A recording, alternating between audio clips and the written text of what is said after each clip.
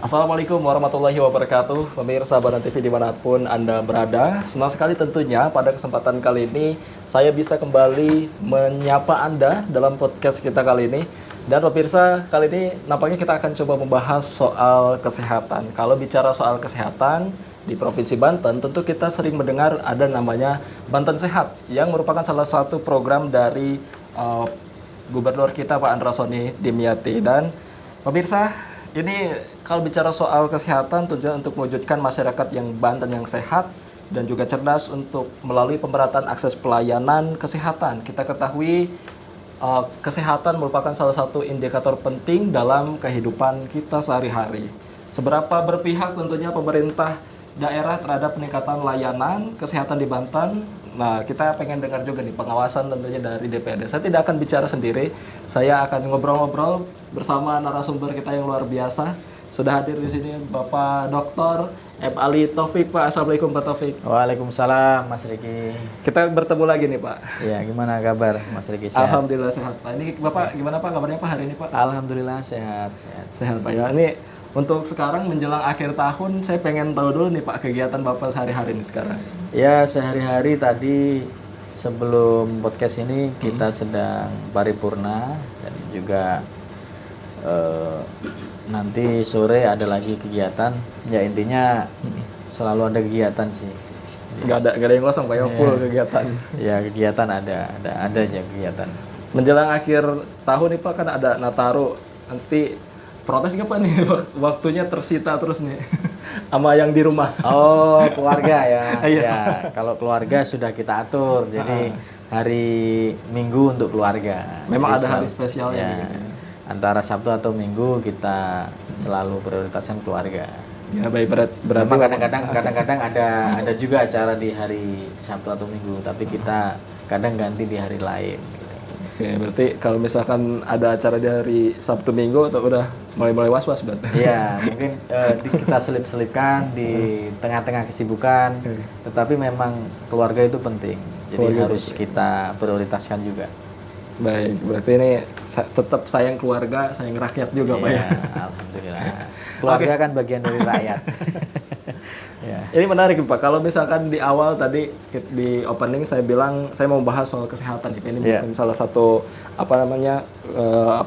bagian dari pekerjaan Bapak untuk mengawasi program Pak Gubernur kita Pak Andra soal Banten Sehat nih. Betul. Soal sebelum kita bicara lebih jauh begitu, saya pengen tanya dulu nih untuk saat ini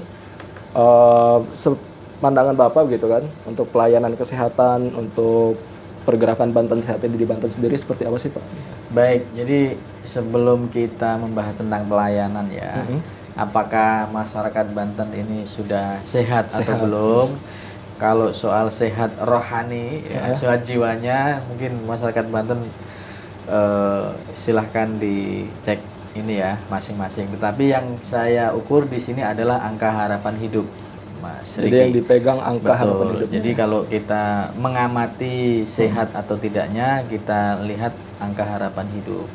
Nah di Banten ini memang ada beberapa data yang berbeda-beda, tetapi saya lihat di Badan Pusat Statistik Provinsi Banten yang diupdate pada tahun 2005 bulan Maret, ini angka harapan hidup Provinsi Banten ini 71,02.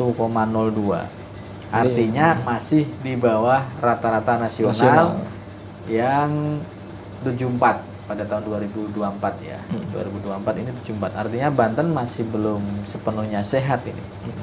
Masih di bawah rata-rata nasional. Dan kalau di Provinsi Banten, kota yang paling tertinggi ini angka harapan hidupnya ini dapil saya di Kota Tangerang Selatan. Justru ada di Kota Tangerang Selatan. Ya, yang paling tinggi angka harapan hidupnya. Artinya memang jika dibandingkan dengan provinsi-provinsi lain, ini Banten tertinggal, Mas Riki. Angka harapan hidupnya masih di angka 1, 2, 3, 4. Di peringkat ke-9.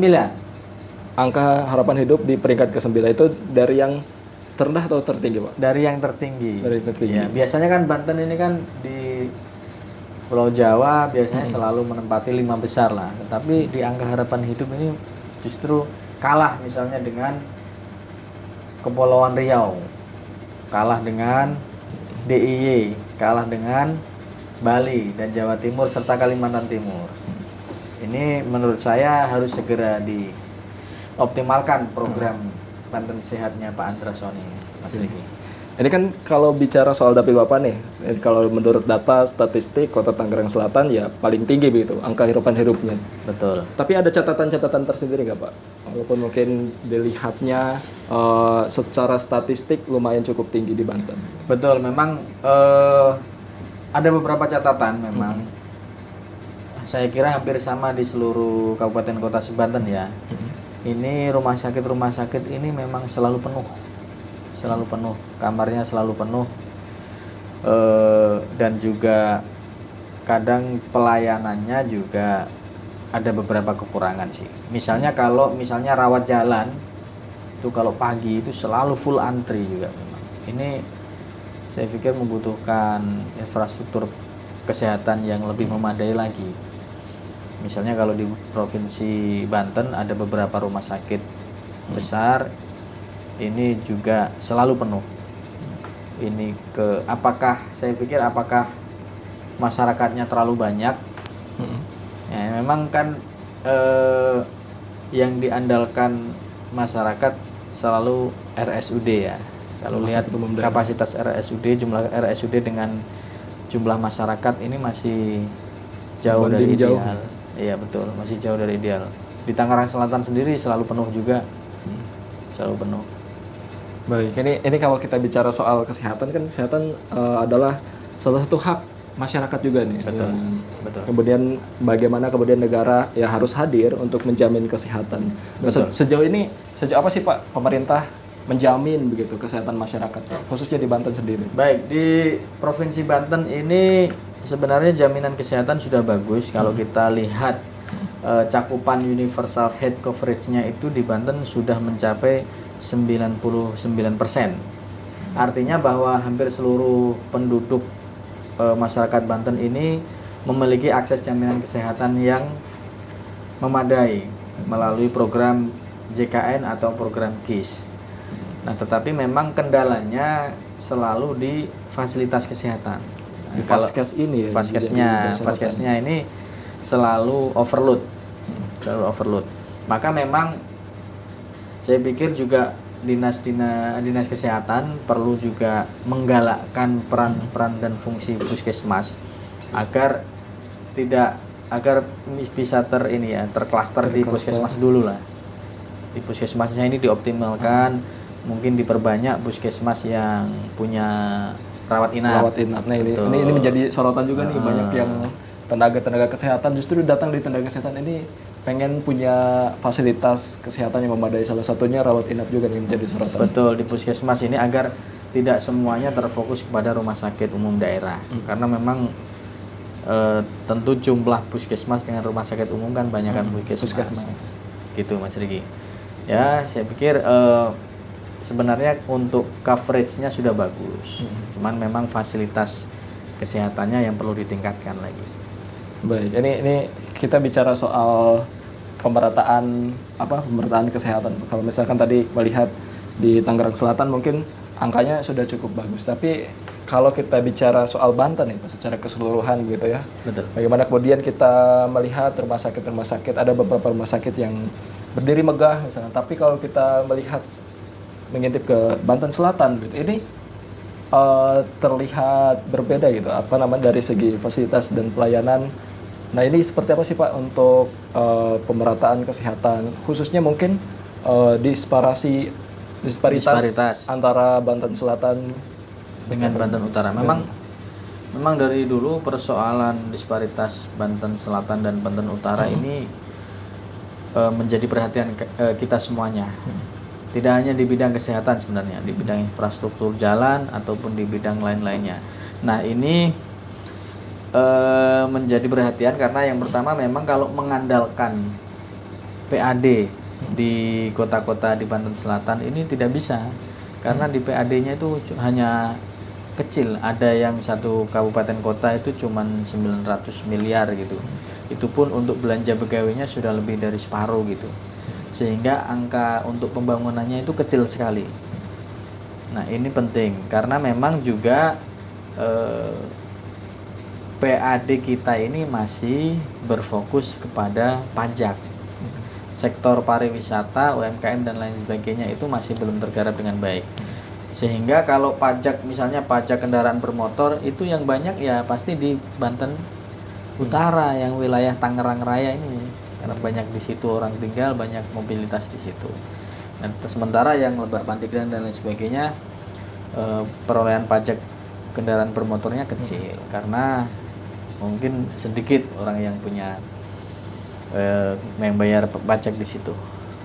Dengan persoalan ini Pak, dengan persoalan pendapatan daerahnya di misal di Pandeglang dan Lebak yang rendah, kita tahu ini juga kan berakibat misal jalannya rusak. Betul. Jadi misalkan masyarakat mau nggak usah kita ke rumah sakit yang terdekat, kayak misalkan pengen ke puskesmas aja, ini kan cukup miris juga, harus jauh. ditandu, harus digotong, ibaratnya dibopong dan lain-lain. Ini kan potret yang miris gitu Pak. Ini seperti apa pandangannya Pak? Nah, saya pikir memang keperpihakan pemerintah daerah terhadap Banten Selatan ini penting. Mereka memang PAD-nya kecil tapi memang harus mendapatkan banyak afirmasi dari pemerintah daerah. Makanya kita setiap kali rapat dengan OPD selalu mengutamakan pembangunan infrastruktur di Banten Selatan untuk mengejar ketertinggalan Banten Selatan. Tapi memang sebenarnya ada hal yang lebih bisa mempercepat pembangunan di Banten Selatan daripada hanya mengandalkan PAD misalnya atau APBD. Sebenarnya sektor swasta, investor-investor swasta itu penting juga ditarik ke Banten Selatan. Diajak kolaborasi. Kolaborasi ke Banten Selatan, karena jika mengandalkan hanya PAD itu kecil sekali. Maka sebenarnya Tangerang Raya itu kan juga terbantu oleh sektor-sektor swasta. Berarti harus ikut mencontoh ini. Betul, harus semuanya itu dikolaborasikan. Jangan hanya mengandalkan pajak dan APBD, PAD dan lainnya. Oke.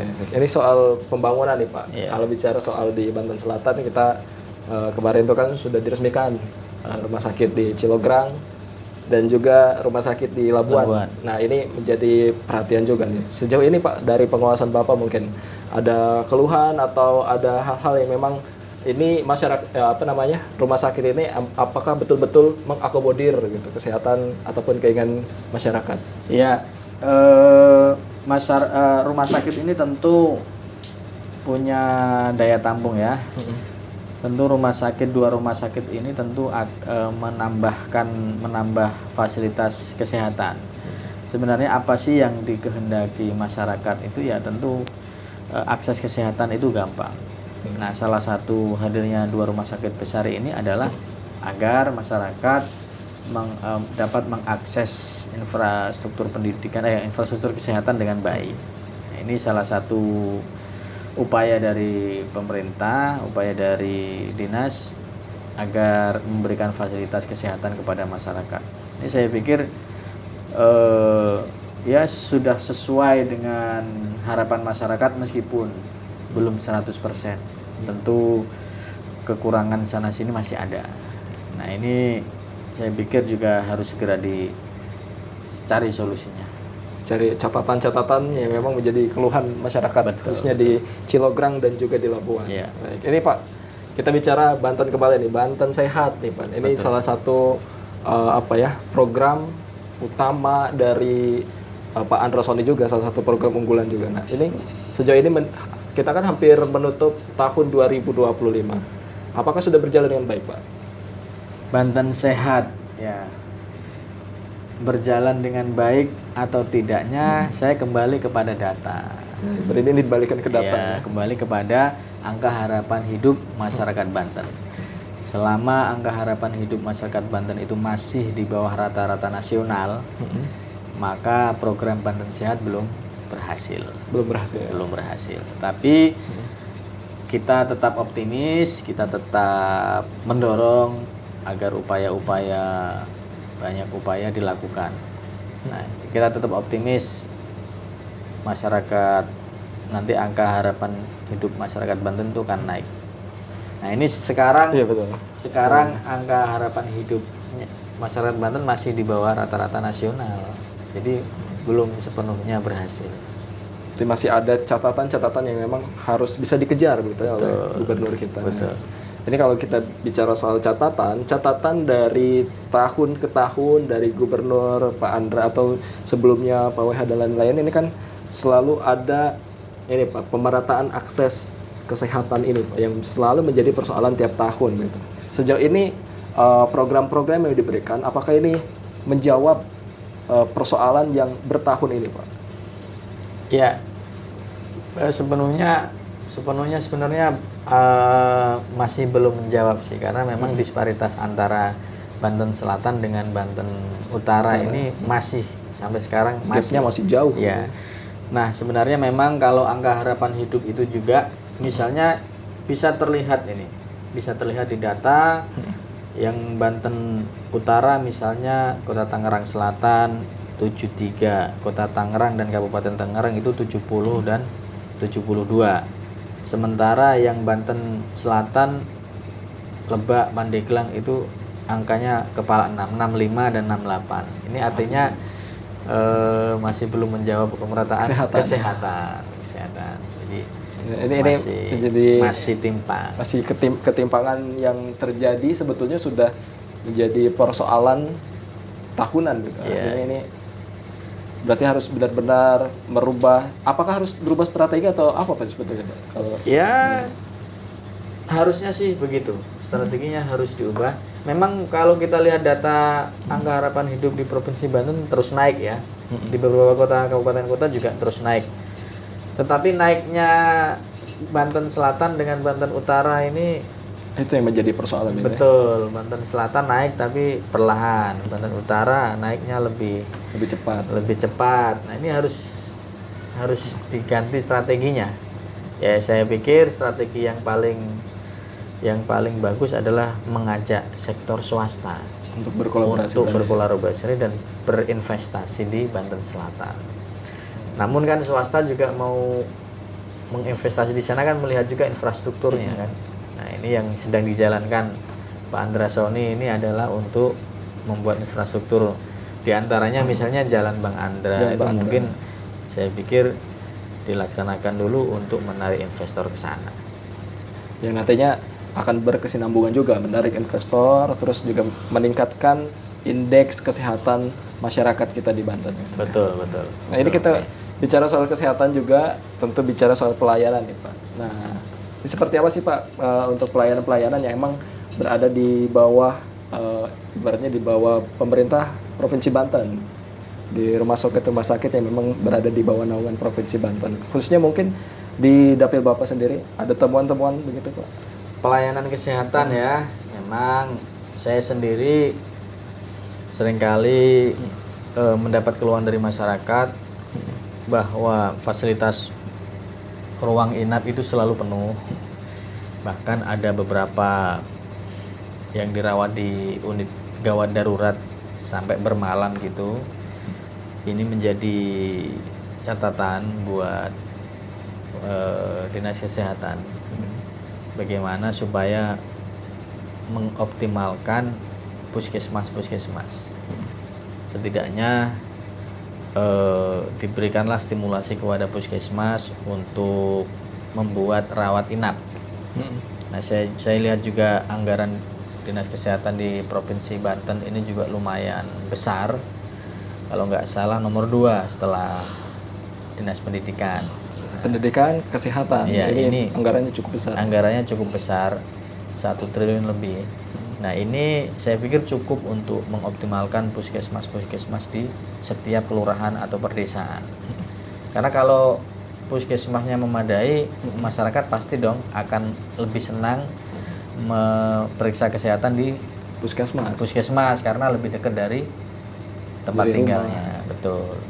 Ya kebanyakan mungkin gak usah ngomongin orang lain, mungkin saya sendiri kalau misalkan ke puskesmas, waduh gimana ya gitu kan, jadi lebih milih swasta gitu karena tadi itu melihat dari fasilitas kesehatan. Image-nya kalau ke puskesmas nanti malah sakit atau gimana gitu ya. Sakit dikasih obatnya paracetamol doang biasanya Pak gitu. Ya Itu sebenarnya keluhan rakyat nih, keluhan sebenarnya rakyat. puskesmas juga sudah punya standar sebenarnya. Cuman kan mungkin obatnya itu generik gitu loh. Sebenarnya kandungannya sama aja. Kandungannya sama. Sama aja. Jadi masyarakat tidak perlu takut dengan fasilitas puskesmas. Sebenarnya dokter juga sudah memperhitungkan misalnya kalau sakitnya ini kan gini sebenarnya. Mungkin di dokter spesialis atau di rumah sakit yang besar itu obatnya langsung menohok gitu kan. Mahal langsung cespleng gitu. Tetapi sebenarnya bahwa manusia sakit ini kan proses pengobatannya harus dari dosis yang rendah dulu. Nggak bisa langsung dari dosis tinggi. Iya, dari dosis yang rendah dulu. Misalnya, ya di puskesmas sebenarnya itu menerapkan dosis yang rendah. Tapi kalau misalnya dokter spesialis, rumah sakit yang mahal, langsung dosis yang tinggi. Nah ini dampak kesehatannya saya juga belum tahu apakah bagus apa enggak yang langsung dosis tinggi itu gitu. Berarti Sehingga mahal kayaknya gitu. langsung sembuh gitu loh. Sehingga kok di puskesmas nggak sembuh-sembuh gitu.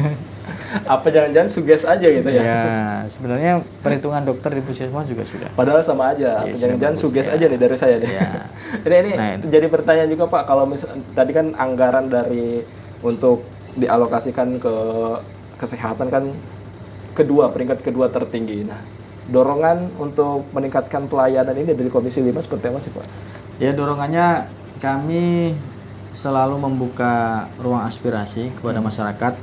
Memang kalau saya reses itu yang pertama keluhan tentang kesehatan ya. Yang pertama dia tidak mampu tapi belum tercover oleh BPJS yang gratis.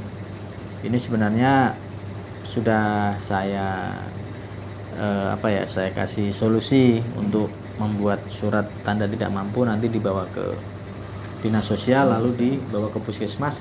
Dan alhamdulillah selama yang saya alami misalnya masyarakat menurut Pak saya nggak mampu ini, ya udah bikin aja surat keterangan tidak mampu, nanti dibawa ke dinas sosial lalu dapatkan BPJS gratis. Itu selalu bisa, artinya sudah baik pelayanannya kalau yang saya rasakan di Tangerang Selatan gitu.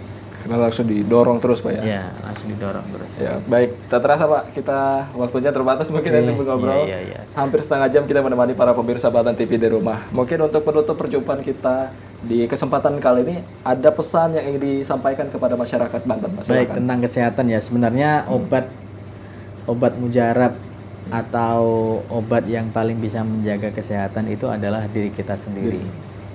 Bagaimana mengatur pola hidup yang baik, bagaimana mengatur makanan yang baik dan juga pikiran yang positif, thinking yang baik. Ini adalah obat yang paling manjur untuk sehat. Paling mujarab Pak. Iya, paling mujarab.